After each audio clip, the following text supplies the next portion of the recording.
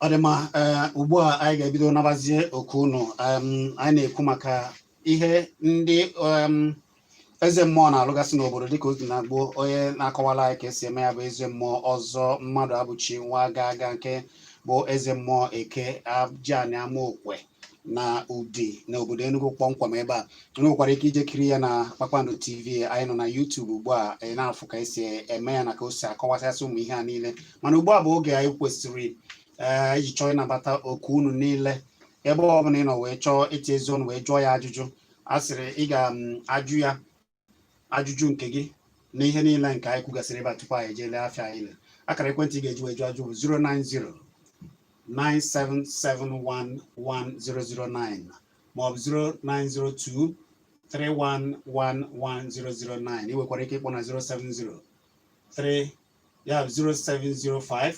0791009 ịkpọ anyị gbadata ekwurekwu gee ya nkenke afọ gị ga-aba afọ Igbo ịjụ ajụjụ gị nkenke akọ n'ọnụ gwa m afọ gị na ebe ishi akpọ ọ dị mma 09097711009 bụ akara ekwentị ga-eji wekpọ maọbụ 09023111009 maọbụ ịkpọ na 0705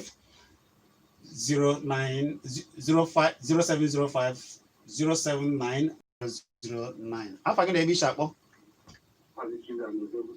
ekele gị ọ Emeka na-ekwu nwanne Emereka gaa n'iru nwanne m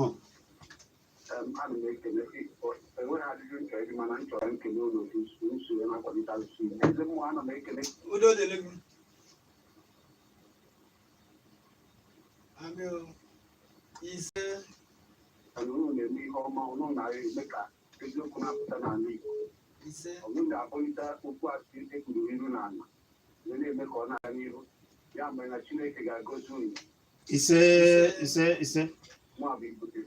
Igbo na-ekwu ọ ga-adịrị gị na ma kenere m ndị akpa ugo niile daalụ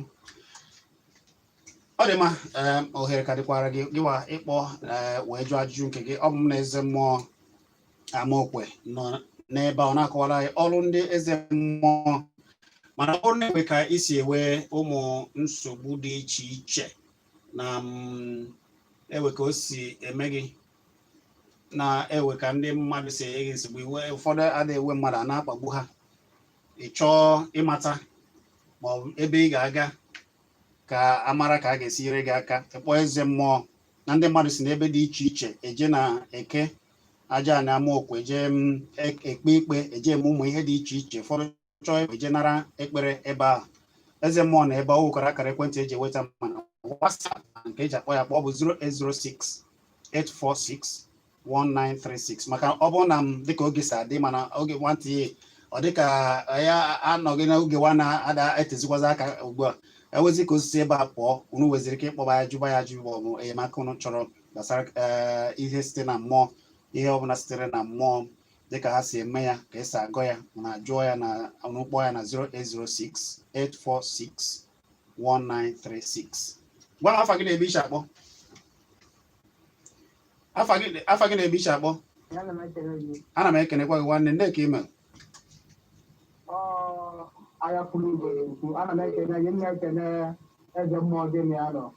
eze mmụọ na-ekene ọwụlọ ajụjụ nwere edo na-abụrụ na ọka nkele unu kunu tinye na-akwalite asụsụ na ọdịnala na omenala Igbo ya dị ihe dị mma jisi n'ike na nkụzi niile eze mmụọ na-enye ọ na-abanye n'alụ ọfụma dị nkụzi o doro anya ọ dị anya nye mbekwu mmụọ anyị wee na-aghọtakwụzi ihe dị na ọdịnala na omenala Igbo daalụ odogwu mmụọ chinne daalụ daalụ daalụ ọ dị mma o wee bụrụ ya ekene ka a na-ekene eze mmụọ ọ na-abụ ihe efu ihe dị mma ọ na-eme ya eze mmụọ ifugo n'ọlụ ị na-alụ ndị ụwa na-enwe awụrụ na-ekene otu isi akọwa ya ọ na-edo ya gwa m afa gị na-ebe ishi akpọ afa gị na-ebe ishi akpọ anyị na-anụ ihe ị na-ekwu gwa ya afa gị na-ebe ishi akpọ ngwa gaa n'iru nọ nso gaa n'iru bee ya nkenke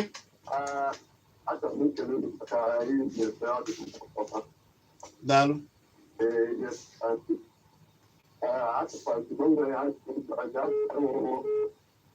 ọ nwere ebe emezitego ihe niile eji mara ha ndị na-emepe nke maka achọ nkwado na-emebiri ihe eji mara obodo unu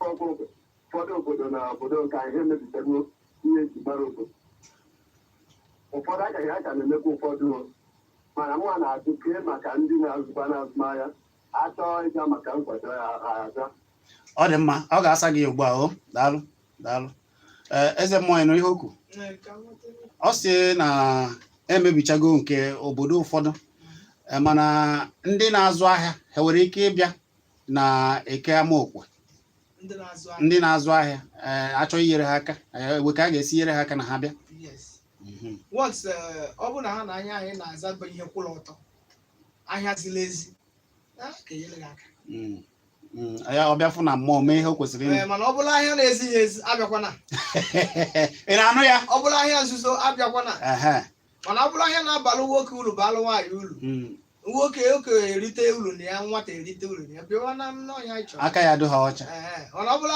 afịa na-adịghị ọcha abịakwana afa gị na-ebe ishi akpọ Emeka ngwa gaa n'iru biko onye na-abụrụ onye amaokwe nwere ike ịbịa ka ya na-abụ eze mmụọ nọ n'ihe okwu ọ so onye na-abụghị anyị amaokwu ekwu m ya na ndị masị n'obodo dị iche iche abịa ndị Yoruba ị nụrụ ihe o kwuru ọ dị mma nke bụ eziokwu bụ na ụbọchị mbụ mụnwa jere na eke ụmụokwe njere na obi eze mmụọ ụbọchị ahụ ka ndị obodo dị iche iche bịara ebe ahụ ikpe ikpe bịa gụọ ọnụ ha ndị bịara ebe a ma ama agaghị agụtazi one ha dị asị ọhaọfịa bịa ọhaọfịa rị ka ha si bịa nke a gosiri gị na a na-esi obodo dị iche iche abịa ebe ahụ ebe onye jerebe ka ọ fụdebere ụzọ ya bụ na otu ahụ Chineke ji edozi ala Igbo jiri ndị eze mmụọ edozi ala Igbo ugbu a ụfọdụ ghọtagoro ihe a na-ekwu na-ejeta aka onye ahụ ihe gabaziri onye ahụ na-asị na ụfọdụ ebe n'ọgwụ ego ọ dị mma ka anyị nwekwara okwu maka ana m ajụ ka ihe afa gị na-ebe ishi akpọ ekele nga afa gị na-ebe ishi akpọ gaa n'iru ọba Olise ngwa gaa n'iru bee ya nkenke o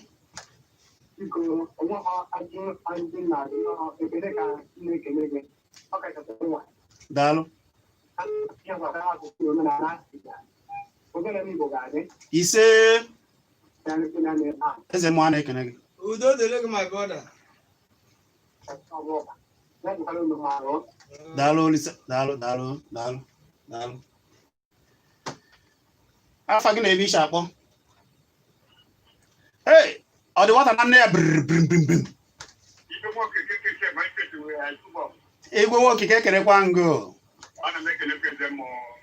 eze mmụọ na-ekele igwe okele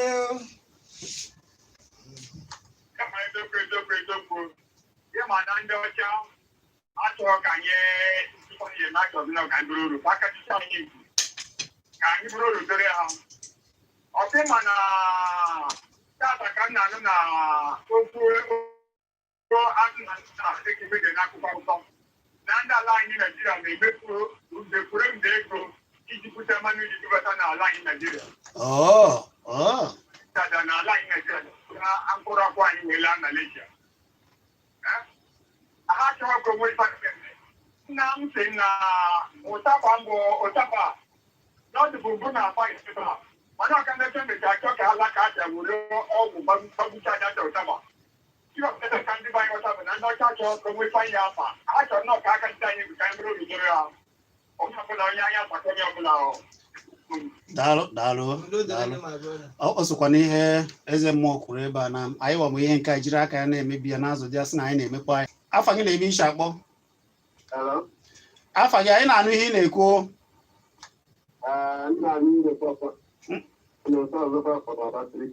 Nọ nso bee ya nkenke.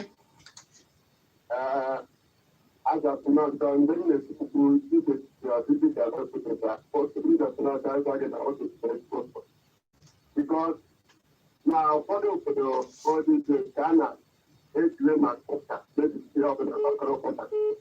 It's kind of my own place now.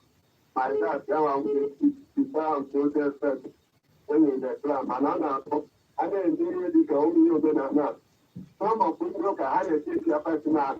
Yeah, and you could know how I may be hoping. And I'm not sure that you didn't matter. But only two I'm not doing my girl, I told you before, you get out and bad. I still put out there. So most of them, I need to be very good. Stand by me, see the other producing and get for back. You know, I want to say, I can't know you know, I have a mana. Okay, I can ask you to Daalụ. Afa gị na-eme isi akpọ bee ya nkenke. Bee ya nkenke n'oge na-asa anyị kwarapụ. Ọ baala gị nna m. Krisha fọdụrụ omenala Igbo ọ dị mma maka ndị chọọchị egburu anyị. Anyị nwere omenala mana omenala ya amata. Ise. Anyị ka nkele unu. Daalụ. Eze mmụọ ifugonu ka ha si wee kwuo ya na nchịkọta okwu. Kedu ihe ị ga-agwa ọha? Ekene ka ha kachasị ekene gị na ọrụ ị na-alụ.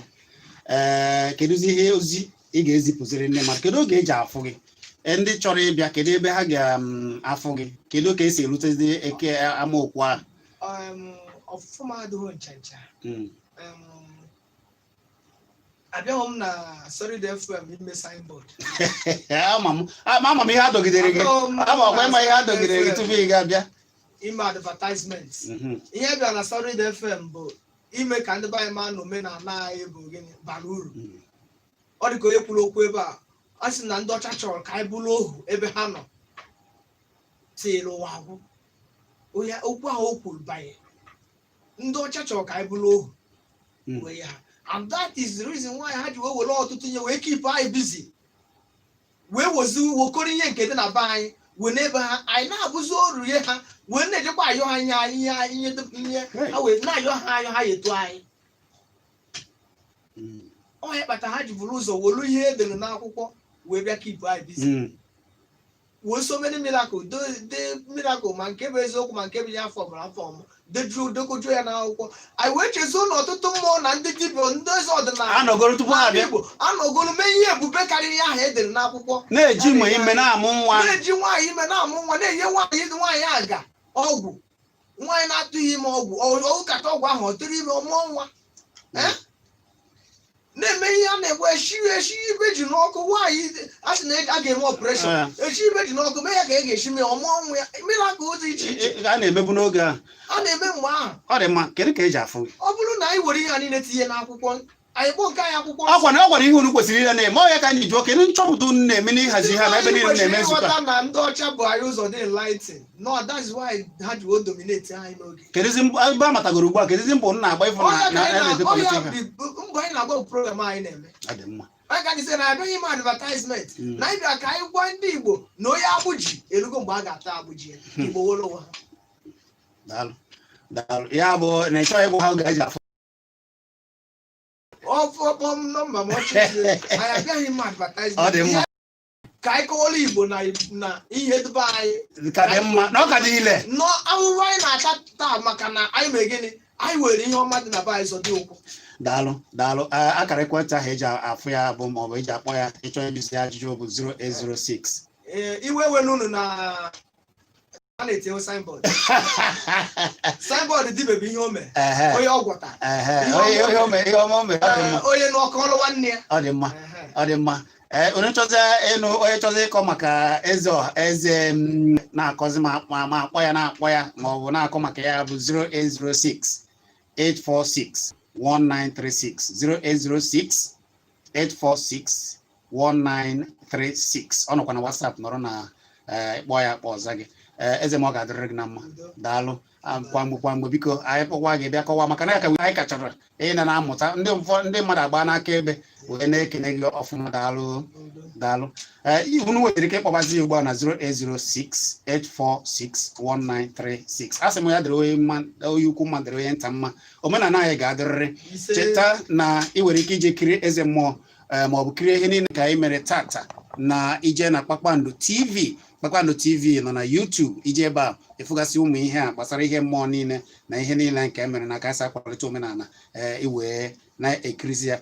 dịrị nwoke ma dịrị nwaanyị mma anyị bụrụ anya ọnọdụ ugbu a anyị ma ụmụ ihe ndị ọzọ anyị mere enwere ihe gbara ọkpụrụkpụ anyị ji tata ya bụ hapụ ya n'akara 109 ozi gbara ọkpụrụkpụ na-abịa ga-abakwara onye ukwu uru bara onye nta uru abụ m Chizzy Ani ana m abịa